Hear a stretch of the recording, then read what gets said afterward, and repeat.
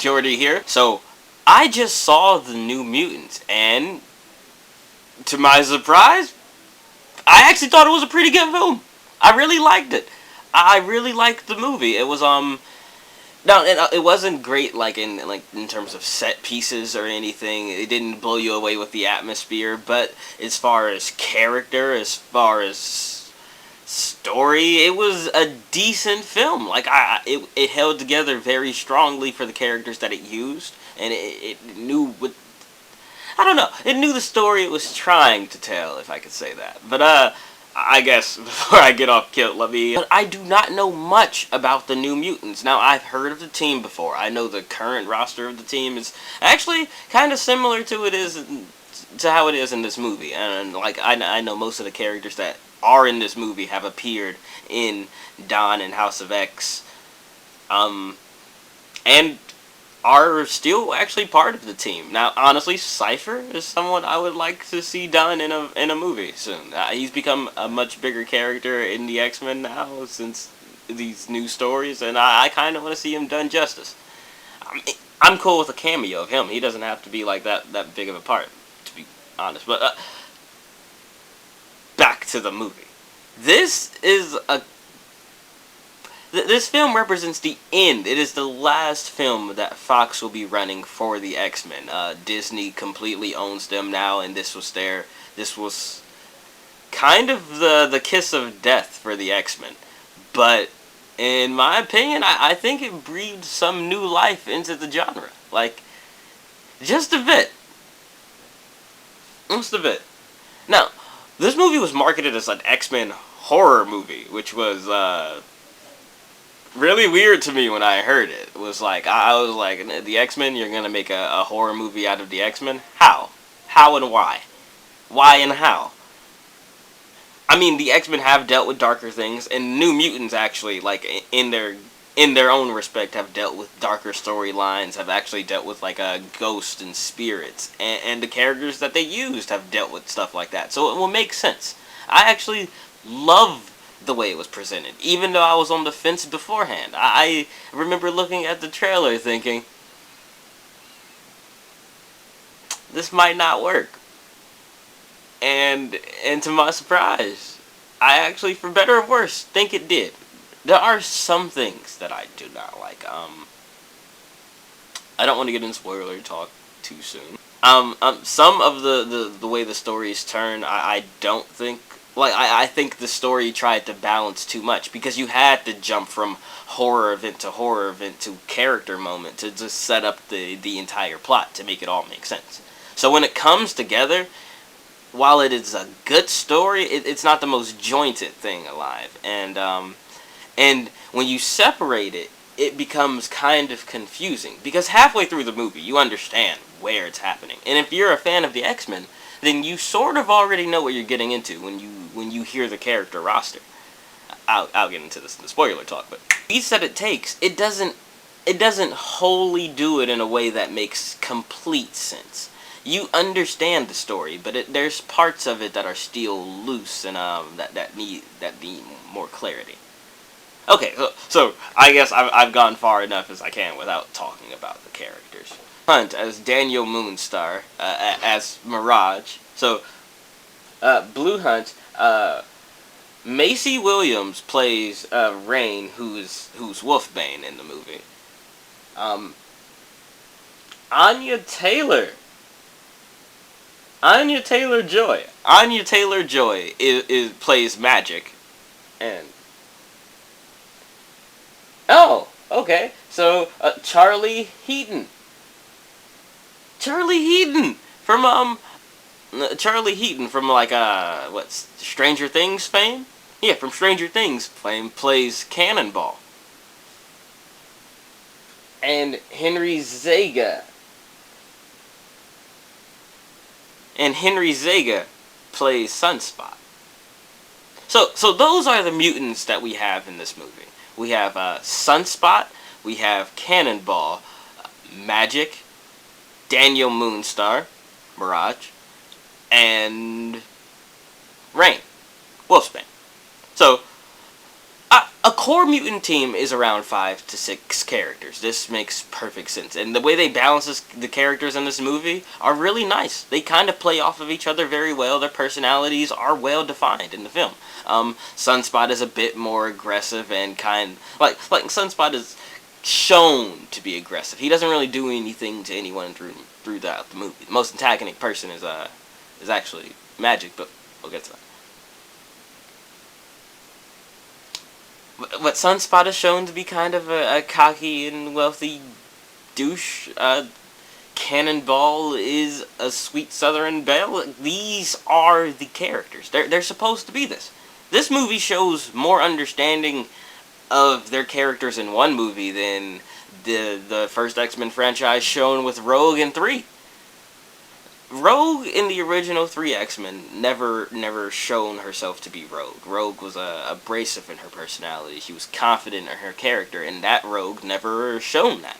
But these characters reflect their comic book counterparts, and pretty well, if I say so myself. Like, they're done justice here. Oh, and Alice Berga plays Dr. Reyes, but honestly, I don't know who Dr. Reyes is. She's a comic character. I haven't researched her. Shout out if you understand who that is, because kind of lost here. That some of the writing is weird. Some of the writing's a bit honky, especially in the romance department. There's a romance that builds between the characters of Moonstar and Wolfsbane, and I don't think this romance is done much justice. You don't understand how long the story takes place. Like, this could be a week or several months is the way it's depicted to me, and I don't quite get it. Like, I understand in certain points, because it feels like time has passed, but it also doesn't feel like that much time has passed. You start seeing that the characters, like the characters feel like they build relationships, but how hollow are these relationships? They would have to be over the course of months or years, but you're never really given a true definition of how long anyone has been there, or when new students arrive, or patients arrive, as it's a hospital. They kind of go the American Horror Story route, and I'll be honest, the atmosphere is done justice for the tension in the film. Okay, I actually think I've gone as far as I can. I've been trying to avoid spoilers this whole time, so I think I've gone as far as I can without spoiling the story. Let's that was lame. Let's get into these spoilers. So, off the bat, I don't think anyone expected this movie to be scary. But, no, the horror factor does not really play much of a candle into this. It's very weak in terms of scares. I mean, there's not even many jump scares in this, which I was kind of scared of initially going into it.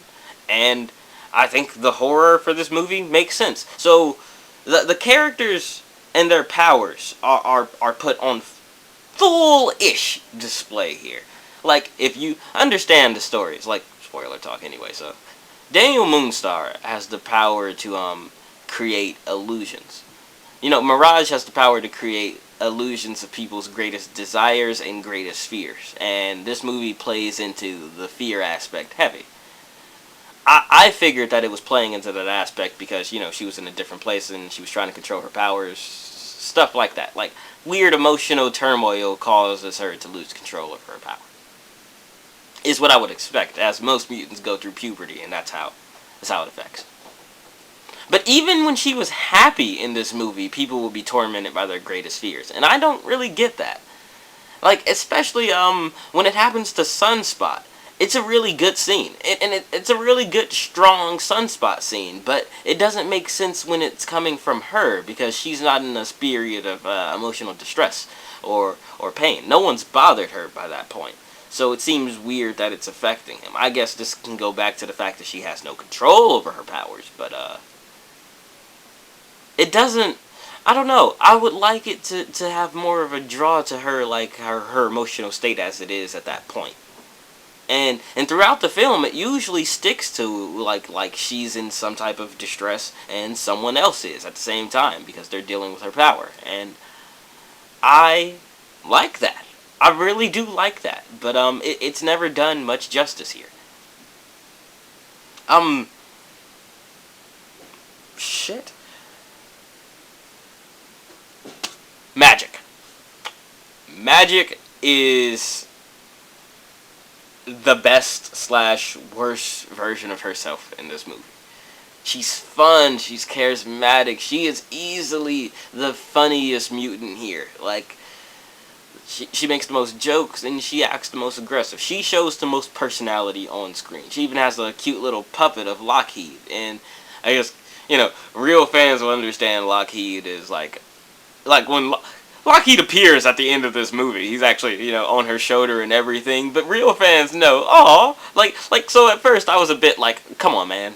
Really? She got a puppet of Lockheed? And I'm guessing, did she animate the puppet? Because it never appears after that. Like, it doesn't come back at the end of the movie. She just appears with Lockheed at one point. He flies off her shoulder, comes back, and then disappears. He's just not there for the rest of the movie. And it's like the last 10 minutes of the movie. There's zero reason for this dragon to disappear, but he does. Whatever, I guess. But the fact that he was here, I enjoy. They mention the X-Men multiple times, and yet she does not mention her relationship to Colossus. Magic is Colossus. Is Colossus's. Tongue twister there. It's Colossus's little sister. And she doesn't mention him the entire movie. Now, I get there's like tongue-in-cheek references to him because her armor, comes on all Transformer-like the way it does for the way his symbiotic armor works for him. Like the way his metal form works for him. Her armor, her limbo armor does the exact same thing. It just kind of like womps onto her hand. And she's able to, grab her her soul sword from that, too. Which is dope. I was hoping the soul sword made it into the movie. If you're hoping for these characters to be their characters, they are. Cannonball is Cannonball. Sunspot is Sunspot. Mirage is Mirage. Wolfsbane is Magic is Magic. These characters are who they are. And that's what I really like about the movie. They give the characters themselves. Like the other movies, they gave Logan a personality, but they didn't give Rogue a personality, or Iceman, or Shadowcat. You never got truly character from them. Because they were too busy focused on giving characters to people who didn't deserve it. Or characters that were already developed.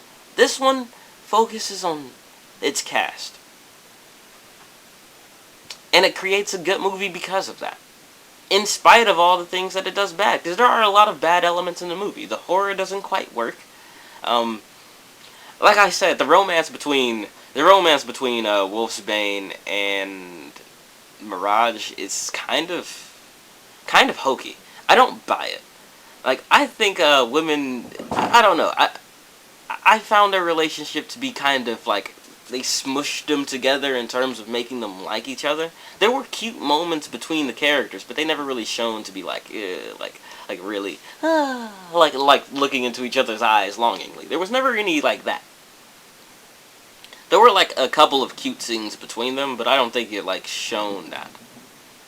I mean, Wolfsbane by herself, good character. I sympathized with her backstory of like being priest. It came off a bit too, in my opinion, it came off a bit too forced in that part where she was talking about her backstory. You sort of seen the beginning of the romance in that scene, and I guess it's good that you did because you never really seen that romance pay off the other way. Like, she just likes Mirage and Mirage just likes her. They kind of just poof into a relationship. I don't know, it's kind of weird. Dr. Reyes doesn't even really seem to care.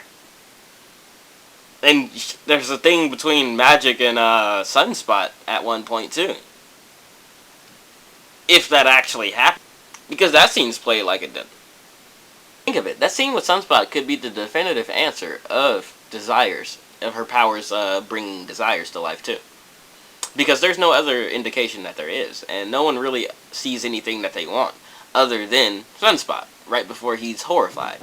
So yeah, I think they gave her full power set. And you see Magic do her teleport thing. Sunspot comes full Sunspot has the power, if you don't know, he can turn into this, like, this sun form, I guess, where he's, like, all black, aside from red eyes, and he can absorb solar energy at this point. Like, he can breathe in space, he becomes super durable, and in this movie, he was that! That's Sunspot! That's Cannonball! That's all the movie had to be. And that's all it is. Now, I don't love the fact that Mr. Sinister is not in it. If you didn't... At the end, you see another, like, a thing. It showed up at the end of Logan, of the Essex Corporation, which is Mr. Sinister's corporation. There's even, like, a little pendant that Dr. Reyes drops before she dies or something. And it's like... And it's like the Mr. Sinister logo. It's the little diamond on the forehead. I would have loved to see Sinister appear in this. It's the last movie. Go for it. I mean, you put two Wolverines in a movie. Go for it. If you thought that was a good idea, then yeah, why not Mr. Sinister? I like Mr. Sinister. I don't know. If it maybe dips too far into the teen angst. It maybe doesn't build the story as well as it should. But for my money, it is a good and connected movie. The characters are the characters. This is the most comic accurate version of the X-Men I have probably seen since First Class. It's tragic to say that. And that. Well, did you like the New Mutants? How do you feel about the X-Men being owned by Disney? Do you think they'll do it justice? If you have if you have answers to any of these questions and more, sound off in the comments below. I'm looking to hear it. Other than that, I've been Jordi, signing off.